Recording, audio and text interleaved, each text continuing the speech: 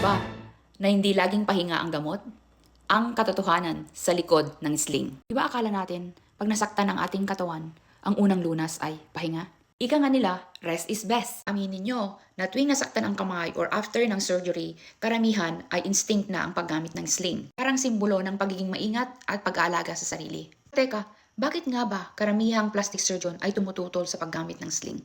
Ako mismo ay pinagsabihan na hindi ako gagamit after ng surgery ko. Gumamit lang ako nung time na after yung pagka-surgery kasi na-block dito. Parang laylay, nakalaylay ng ganyan. Wala siyang buhay. Yun lang, para hindi ako laging o kaya hindi siya bumababa.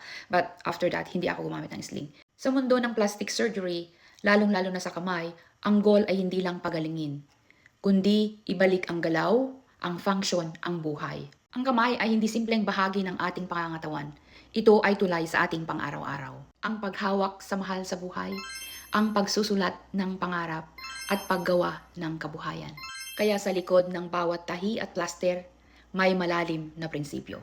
Kapag masyadong ginagamitan ng sling, tumitigas ang kasukasuan at nangangalawang ang kalamdaman. Dahil sa mundo ng paggaling, ang paggalaw, kahit masakit, ay simula ng pagbago.